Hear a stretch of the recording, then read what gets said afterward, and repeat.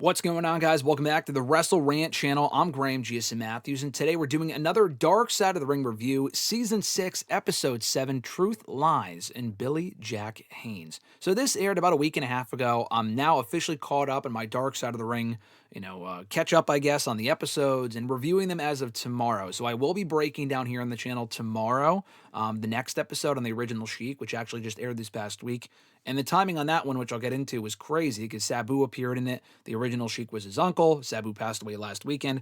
Just wild timing. But today we're talking Billy Jack Haynes. And honestly, I'm glad that I waited to watch this and discuss it because there's actually been an update on Billy Jack Haynes since this aired even a week and a half ago. And honestly, I'll tell you right out of the gate, I think this was one of my more favorite episodes of the season so far. I think it's been a good season. But like I've said before, you kind of get to a point with the show where they've covered so much, so many crazy stories, a lot of which you either know or the unknown ones aren't really as crazy.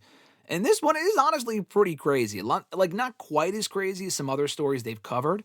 And Billy Jack Haynes is a name that I've heard of and have recognized. I didn't know him really, like not personally, but like even know much of his work beyond the fact that he did have a quick stint in WWE. But beyond that, I really didn't know much about him until I watched this episode. I thought this was a very interesting and wild, fascinating episode, to put it lightly.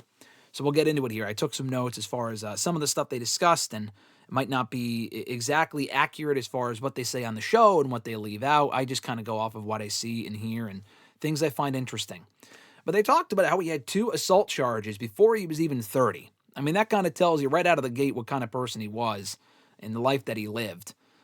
Stu Hart actually threw him out of his camp because when you look up who trained Billy Jack Haynes, he was actually trained at the dungeon, but Stu Hart threw him out of there for being too rough.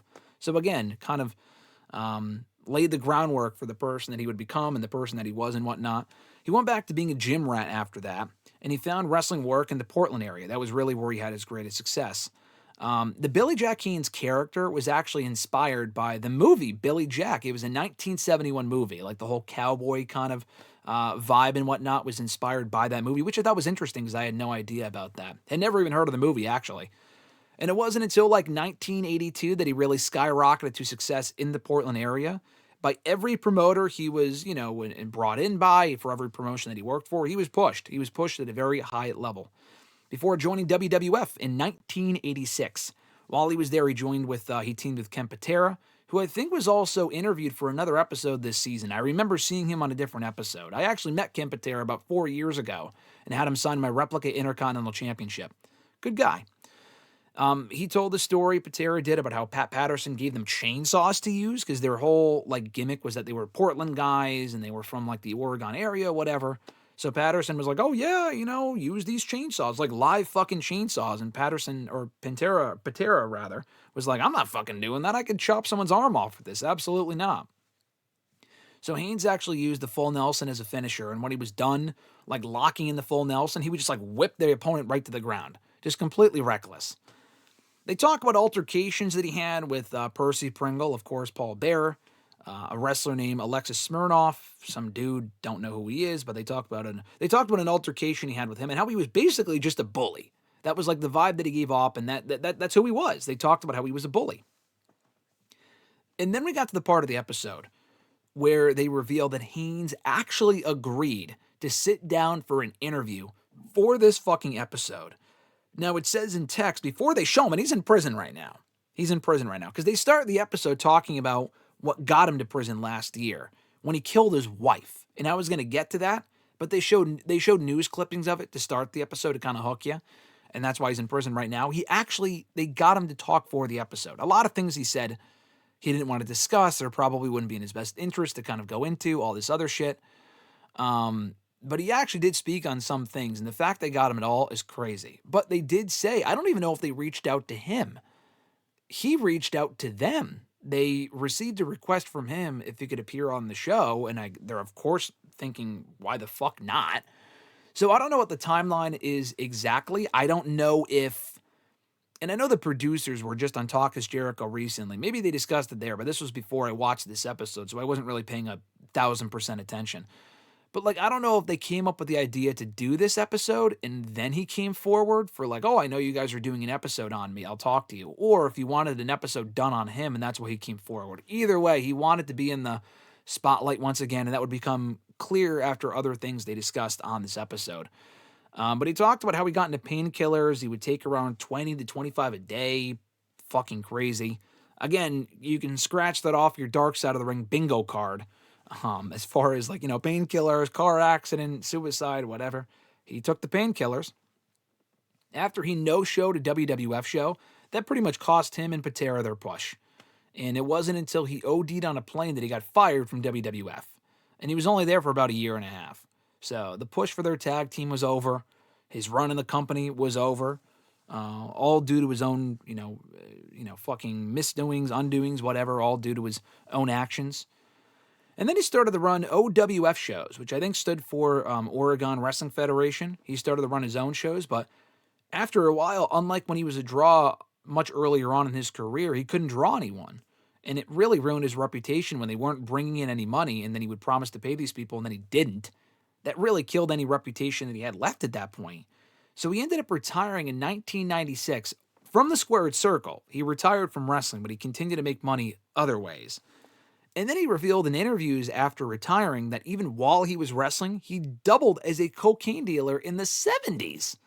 This was shit that he admitted to. And a lot of it, they cast doubt on because he's like a pathological liar, and a lot of the shit that he brings up just makes absolutely no fucking sense, including confessing to being a witness in two boys being run over by a train, getting killed by a train. He confessed, decades later, mind you, that he was a witness to this. He said that he was involved in a drug bust, and he wasn't the one who killed the boys, but he was the one who put them on the tracks. This is shit that he admitted to. And he claims that he put they were already dead. He put their dead bodies on the train tracks. And he also claims that the videotape that he made that night, kind of either confessing to it or evidence, whatever, has since been stolen and or destroyed. So they also reveal in a quick graphic, law enforcement did not take his claims seriously, and the case remains open. And the woman that I guess he wanted to bring justice to, like Linda something, and she also hired a private investigator. I think it was probably the mother of the boys or someone involved in the case. She has since died. The private investigator has since died, so there's really no one actively working on it, as we speak. But I guess they believed him that he was involved in it because he probably wanted to get some quick, quick justice for himself and feel like the hero in a case that he probably had nothing to do with. He said he was wearing a wrestling mask when he did it. Just some pretty wild shit. He also claimed to have been a drug enforcer for the Clintons. And Jim Cornette, who was involved in every one of these episodes for the most part, just completely shits on Haynes for that. He said, you were involved as a drug dealer for the Clintons? Who the fuck are you? All this other shit. He also thought that Vince McMahon Sr. was his father. He thinks that it could be possible. He didn't actually say that Vince McMahon Sr. was his father. He just said, oh yeah, it's probably plausible because I know Vince slept with my mom at one point. It's what the fuck?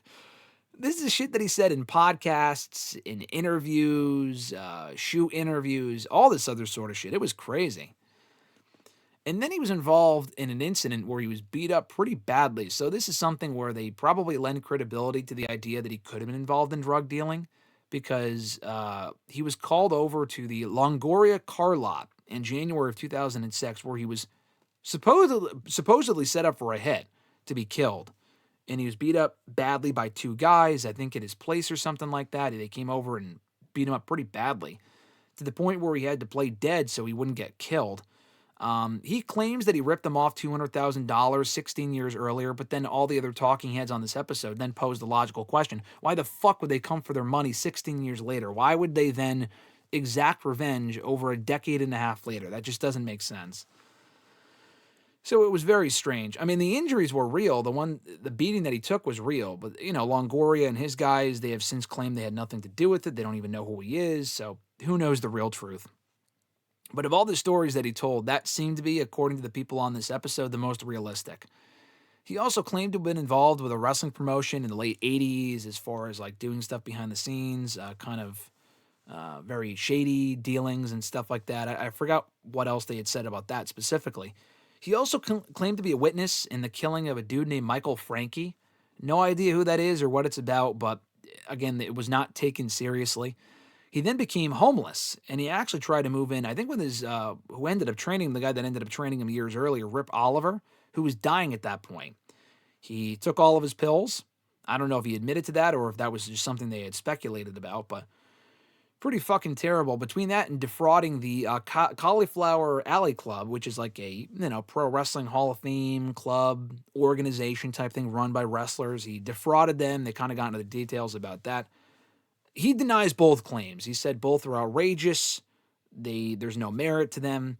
All this other sort of shit. No one really believed him anymore. He had no allies in any of this stuff.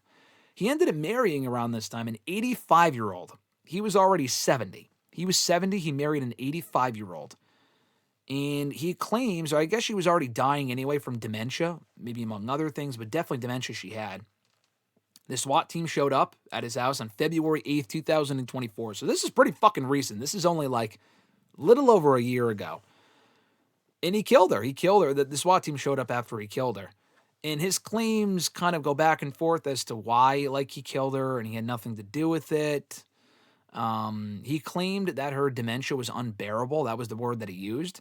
And that he shot her in the head. I think he admits to have shooting to it. Like, who else? Did someone frame him? Like, I don't know if he says that he didn't kill her or if he did kill her, but he did it as a mercy killing. That's what he said. I don't know. We don't even really know why he killed her. Like, that's also what's confusing. And even all the people who thought he was crazy didn't think he was capable of doing something like that.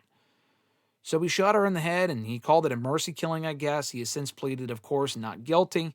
And when they asked him here on the episode, and there was a lot of things he couldn't speak on, including like the whole boys on the train tracks thing, because it was probably not wise to go back and revisit that and continue to lie about something that he already lied about years earlier.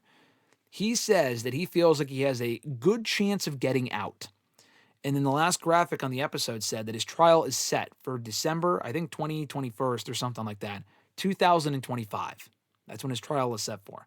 Now, in an update on this episode, I mentioned this earlier, there's been an update on this since this aired a week and a half ago.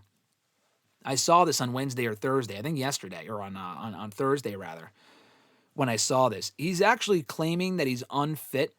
He's unable to stand trial. He's unfit to stand trial. And I think they're going to determine whether he's fit to stand trial on May 20th.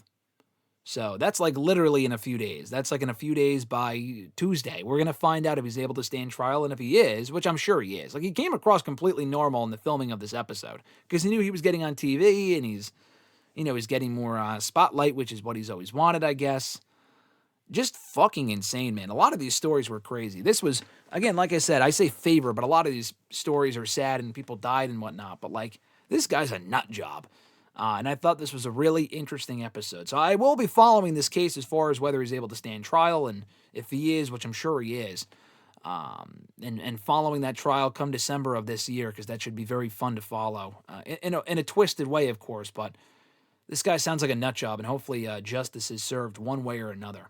But that was the Truth, Lies, and Billy Jack Haynes episode of Dark Side of the Ring, Season 6, Episode 7, Truth, Lies, Billy Jack Haynes. Very good episode. I enjoyed this. I thought they got into a lot of stuff I was not previously aware of, and it's very recent, too, with the whole killing of his wife thing only being a year ago.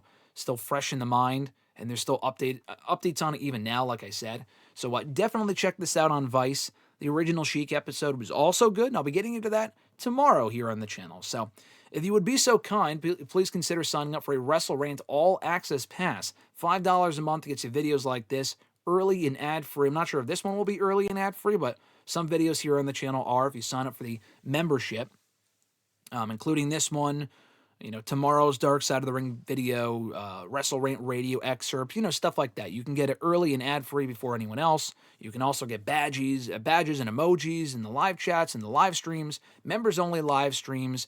You get a lot of different things. Shout-outs at the beginning and end of every live stream that we do, and so much more. So be sure to consider signing up for that $5 a month. Link is in the description. Check out all my other Dark Side of the Ring reviews in the playlist down in the description box as well. And on your way, I'll be sure to like and subscribe. I would greatly appreciate it. And all content is uploaded every day. You're notified. If you hit the bell button to be notified every single time we go live and every single time we put up new videos.